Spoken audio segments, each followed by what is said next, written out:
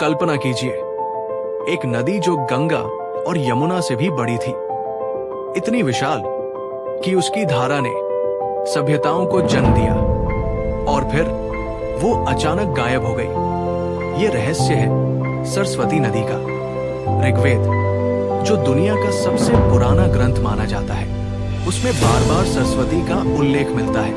कहा गया वो नदियों की माता थी, एक पवित्र, विशाल और जीवनदायिनी नदी। विद्वानों के अनुसार सरस्वती का उद्गम हिमालय से होता था।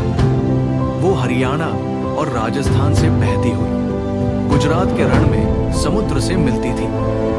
लेकिन सवाल है, फिर वो कहाँ गई? कुछ वैज्ञानिकों का मानना है कि भूकंप और टेक्टोनिक बदलावों ने उसका मार्ग रोक दिया। हिमालय से आने वाला उसका जल धीरे धीरे गायब हो गया।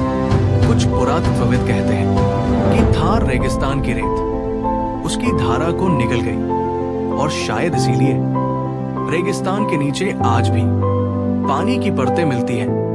दिलचस्प यह है कि सैटेलाइट इमेजरी में राजस्थान और हरियाणा के नीचे सूखी नदी की लकीरें देखी गई हैं। ये संकेत देते हैं कि कभी यहाँ कोई विशाल नदी बहती थी।